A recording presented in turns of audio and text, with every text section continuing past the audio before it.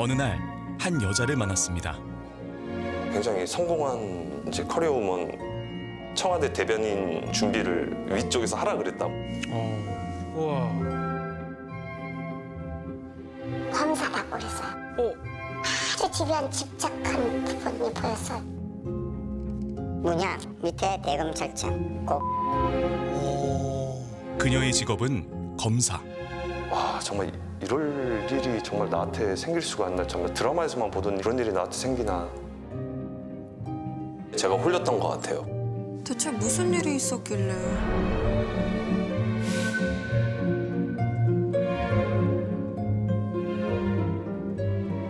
안녕하세요. 실화탐사대 온 거 맞으시죠? 네? 실화탐사대 인터뷰. 아, 네네, 맞아요. 이곳에 오기까지 수많은 고민을 했다는 한 남자. 오늘 사랑했던 그녀에 대한 기억을 꺼내보려 합니다.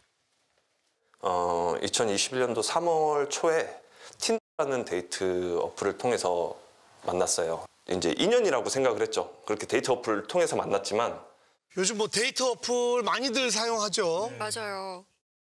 이제 사진을 보고 만약에 마음에 안 들면 왼쪽으로 하고 뭐 마음에 들면 오른쪽으로 하게 되면 이렇게 매치가 되는 거예요. 진짜 사진은 거의 뭐 연예인급 미모의 사진이 등록돼 있었고 여의도 한강 주차장에서 이제 첫 만났거든요. 근데 전혀 다른 사람이 나온 거죠.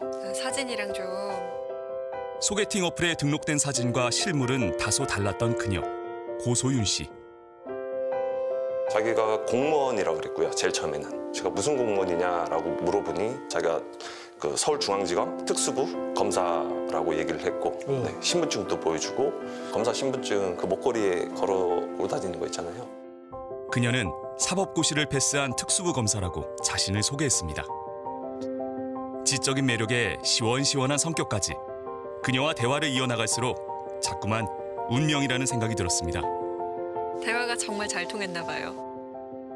계산적이지 않고 뭐 마음도 넓은 것 같고 아 이렇게 이해심이 있는 여자도 없겠구나 그런 생각을 했었죠. 그렇기 때문에 저는 이 여자랑은 같이 가도 되겠구나. 괜찮은 성격이구나. 그의 매력으로 크게 다가왔던 것 같아요. 그렇게 세 번째 만남에 정식으로 연인이 된 두 사람. 카페를 운영해오던 원준 씨. 평범한 일상에 그녀 한 명 들어왔을 뿐인데 모든 것이 달라졌답니다.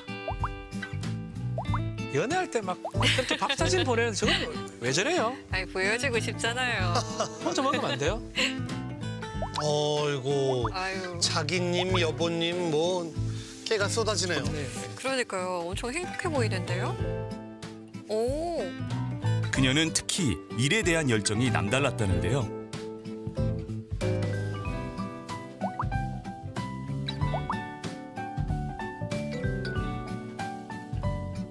뭔가 정의감도 있어 보이고요. 저런 사람들이 뭐 검사하는 게 맞죠. 열심히 하시네요. 그러면서도 퇴근 후엔 항상 원준 씨의 카페를 찾았답니다. 이야. 거의 매일 와 있었다고 생각하시면 되세요. 근데 항상 여기 이 자리에 딱 앉아 있었죠. 여기 이제 소파가 있었거든요. 이제 여기서 이제 앉아서 항상 그 재판 기록들을 이만큼 두껍게 해서 가지고 왔어요. 가지고 와서 저희 가게에서 검토하고 전화 통화, 제 앞에서 전화 통화를 하고 검사들 용어라는 걸 저도 그때 처음 알았는데 무슨 프로. 뭐 프로라 그래요. 라고 서로 지칭을 하더라고요. 뭐 윤 프로, 김 프로 뭐 이렇게 전화가 실제로 떠요. 그녀와의 연애는 늘 새로움의 연속이었습니다. 처음 그녀의 집에 갔던 날. 자신의 서재가 따로 있는데 모든 법의 법전들이 다 있었어요. 형법, 민법, 세법, 뭐 법이란 법의 법전들은 다 있고 그랬었어요. 저 실제로도 이제 그것도 본 적이 있어요. 자신들은 전투복이라고 표현을 하더라고요. 법복. 법복. 있죠. 검사들이 재판할 때 입는 실제로 법복도 가지고 있어요. 그녀의 멋진 모습에 또 한 번 반했다는 원준 씨. 모든 것이 완벽했습니다. 그런데 그녀가 뜻밖의 고백을 했습니다. 바로 본인에게 출생의 비밀이 있다는 것. 출생의 비밀이요? 무슨 비밀일까요? 궁금한데요. 뭐죠? 할아버지가 굉장히 유명하신 분이다. 유명하신 정치인이시다. 고씨 성을 가진 정치인 생각 한번 해봐라고 이렇게 얘기를 하더라고요. 아, 부자? 설마? 한 사람이 떠오르긴 하는데. 나중에 이제 고건 전 총리가 자기의 할아버지고 아, 첫째 아들 진짜? 고진이 자기의 아버지고 고건 전 국무총리의 손녀라는 그녀. 비밀은 또 있었습니다. 할머니 사진도 보여주더라고요. 그 할머니 사진이 있어요. 외국인, 영국 왕족이라고 하면서 이게 우리 할머니야라고 이제 보여주면서 어머니가 영국 사람인데 어? 고진 씨의 정처가 아니고 내 두 번째 부인. 아, 외할머니와 어머니가 영국 왕실의 왕족이라는 것. 왕족인데 왕족이요? 비밀로 아이를 낳았어요? 생김새 자체는 약간 혼혈처럼 보이는 것도 없지 않아 있어요. 그러고 보니 그녀의 외모도 왠지 좀 이국적으로 보였다는데요. 약간. 어, 자기 어린 시절이 굉장히 불우했다고 저한테 얘기를 했거든요. 엄마가 알코올 중독으로 죽었고 아빠랑은 사이가 안 좋고 고건 전 총리 할아버지가 자기를 너무 이뻐하는데 뭐 영국에 있어도 되는데 그냥 할아버지가 불러서 왔다. 할아버지가 갑자기 쓰러지셨다던 어느 날 그녀는 몹시 힘들어했습니다.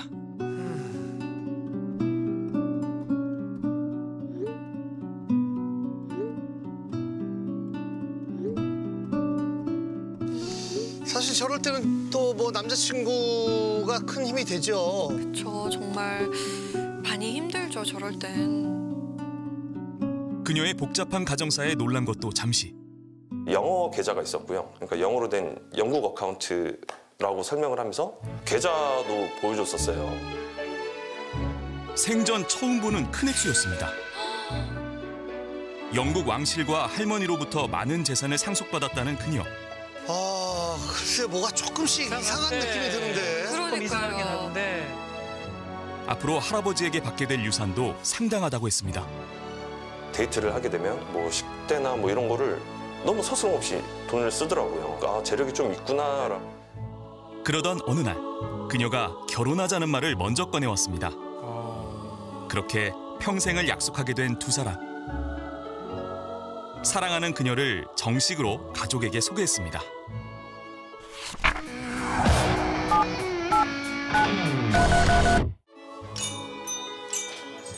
지난 여름 고 씨를 만났다는 원준 씨의 어머니와 동생. 엄마로서 며느리감 데리고 온다면 누구 어떤 부모가 다 좋잖아요. 국무총리 손녀딸이다 하고 검사다 하고 서울지검에 근무한다 하고 승진했다 그랬어요, 저한테. 축하해주세요 이러면서 핸드폰에 그 무슨 증인지 뭔지를 보여줬어요. 네가 이런 여자를 만나려고 이때까지 장가를 안 갔을까 이런 기대감도 있었죠, 실은. 뭐 어떤 사건이 있는데 내가 뭐 사건 진행방이 어느 정도 진행되는지 한번 알아봐 줄까? 이런 식으로도 뭐 이렇게 얘기를 하더라고요. 그래서 이제 아 진짜 검사인가 보다. 그런데 친구가 문득 이상한 질문을 해왔습니다.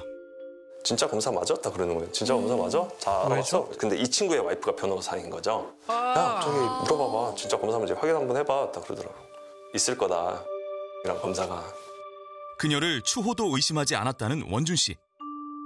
근데 그 다음날 바로 전화 와서 이런 검사는 없다 그렇게 얘기를 하더라고요. 대체 내가 사랑했던 그녀는 누굴까? 모든 게 혼란스러웠습니다. 내가 너에 대해서 알아버렸다. 어디서부터가 진실이고 어디서부터가 다 거짓이냐라고 얘기를 했더니 이제 그때 이제 다 얘기를 하더라고요. 난 나쁜 뜻을 하고 그러지 않았어요. 자, 진실인 건 뭐가 있었어? 솔직히 얘기해줄게. 법대를 나온 건 맞아. 그래서 진로 바꿨어. 보여준 거는 뭐야? 검사 신분증이랑. 만들어준 업체가 있어. 그 왜 영화나 해외 공연 만들어준 업체 있는 거 알지? 그 신청한 만들어줘. 진짜 나는 네가 아무것도 아니어도 상관없어. 검사가 아니어도 상관없고. 근데 가족한테는 그랬으면 안 되지. 가족한테는. 다 안 할 때 변하지 않을 줄 알았어. 아, 미안하단 말을 끝까지 안 하네. 태도는 당당해요. 검사 같아, 태도는 진짜로. 근데 이 친구는 너무 뻔뻔하더라고요. 뭐 다른 건 다 거짓이어도 널 사랑하는 거 하나만큼은 진심이기 때문에 다시 만나자, 다시 돌아와라. 너무 뻔뻔하게 얘기를 하더라고요. 자신이 거짓말을 했던 거에 대해서 사과는 한 번도 하지 않았어요. 야, 이게 정말 도대체 이럴 일이 정말 나한테 생길 수가 있나. 정말 드라마에서만 보던 일이. 옆에서 다 지켜봤죠, 그거를. 말도 안 되는 소리 할지 이게, 우리하고 딴 세상에 살았구나. 사람들 말하면서 우리가 저걸 왜 믿었을까 하는데, 믿을 수밖에 없는 게, 저녁 8시 되면 퇴근하는 것처럼 노트북 들고 서류 들고 100개월 그렇게 했어요. 그녀와의 시간을 돌이켜보니 믿기 힘든 말들이 참 많았습니다.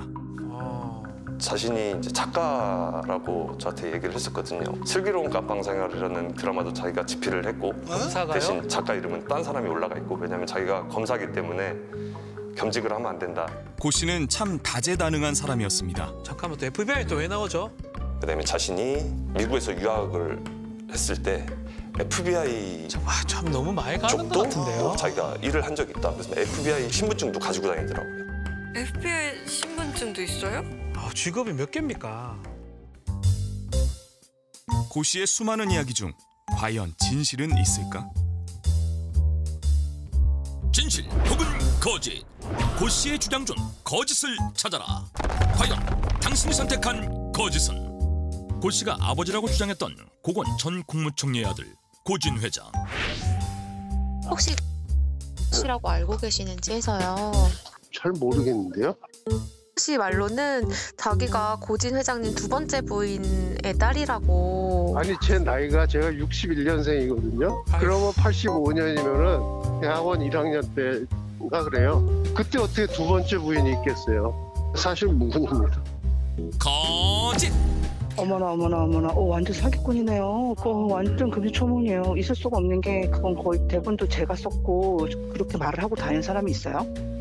역시나 거짓. 고 씨의 주장은 모두 거짓이었는데요. 아이고. 전부 거짓. 황당합니다, 진짜. 다 거짓이네요. 고 씨에게 또 하나 이상한 점이 있었습니다. 오빠가 이혼 준비 중이다.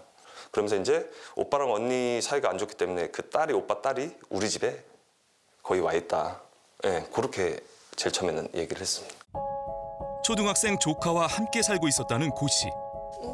아이가 있었어요? 방에 이제 들어가라 그래요. 그리고 그 이후부터는 한 번도 안 나와요. 굉장히 어두워요. 굉장히 어둡고 말도 없고요. 그냥 방 안에서 거의 생활을 했어요. 저 있을 때 거실을 한 번도 안 나왔으니까요. 네. 딸임을 밝히고 나서 이혼했다고 이렇게 얘기를 하더라고요. 함께 살던 아이는 조카가 아닌 고 씨가 전 남편과의 사이에서 낳은 딸이었다는데요. 그러니까 처음 듣는 거 다 거짓말인 거죠. 저한테 했던 게. 제일 힘든 거는 저희 가족들한테 너무 얼굴을 들 수가 없더라고요. 결혼을 하겠다고 데려간 여자가 모든 게 다 거짓말이었고 내가 살면서 왜 이런 일을 겪어야 하나 이제 놓고 싶더라고요. 다 그냥. 이게 거짓말하는데 나 멀어지는 줄 알았어요. 온 힘이 푹 빠져갖고 제가 한 이틀인가 3일 아파버렸어요. 엄마도 이러는데 네 심정은 오죽할까. 그거 생각하면 마음 아프죠.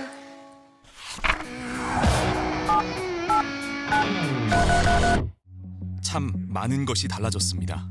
이 가게는 너무 애착이 깊은 가게예요. 5년 전에 시작했을 때도 그렇고 제가 좀 큰 꿈을 품고 시작한 가게였거든요. 어디서부터 잘못된 걸까?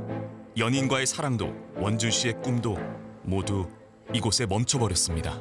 어느 날 갑자기 등기 하나가 법원에서 알아오더라고요. 고소장이 접수됐다고. 고소장이요? 저도 깜짝 놀라서 이렇게 보니 뭐 그동안 썼던 식대, 데이트 비용 이제 그런 비용부터 시작해서 다 청구를 했더라고요. 이야. 그동안 본인이 썼던 돈을 돌려달라며 민사소송을 걸어온 고 씨. 제가 일을 하고 있으면 항상 저희 카페 그 재료를 주문을 해줘요. 제가 해달라고 부탁도 안 했는데 그냥 뭐 시켰어 그러면서 이제 다 주문을 해주고 이제 그런 비용들 그 금액을 다 합쳐서 지금 저한테 소송이 들어온 거죠. 아니 저게 가능한 거예요? 급기야 카페 보증금 2,500만 원에 대한 가압류 신청까지 해버린 그녀. 대체 왜 이런 행동을 하는 걸까? 근데 이건 왜 건 거야, 그러면? 이거 걸었다고 내가 돌아올까 봐 그런 거야? 이거 소송 걸면 내가 돌아올까 봐 잘못했다고? 진짜 그렇게 생각한 거야? 그래서 건 거야? 이런 사건에 휘말리면서 제일 처음에는 이제 제가 안 좋은 생각까지 하게 되더라고요. 그다음부터 이제 공황장애 증세도 오고 몸에 이상 반응도 오면서 도저히 이제 장사 자체를 영업 자체를 할 수가 없겠더라고요. 이야 참.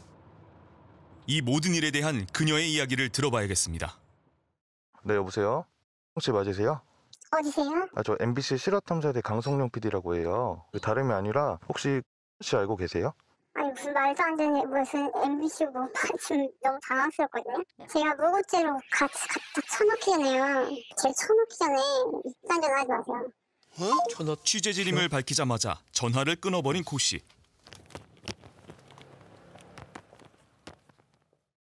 안녕하세요.